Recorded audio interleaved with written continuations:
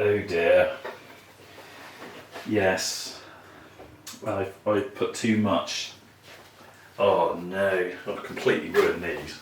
Look at that. I've burnt the jam. I've put too much in. I should have only put a small teaspoon in. I do it every single time. Greedy. Just put a tiny, just half a teaspoon would have been enough because it expands. I keep forgetting it expands.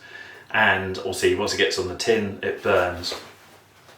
But I'm going to let these cool down and then remove them from the tin and put them on a wire rack.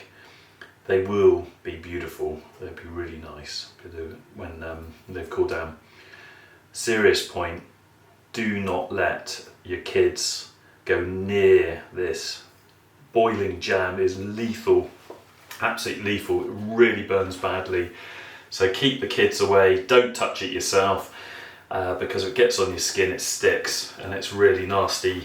You get really nasty burns.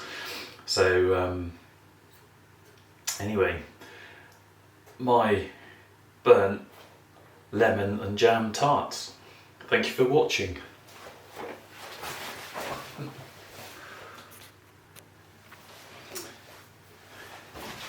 Yeah, just I thought I'd update you.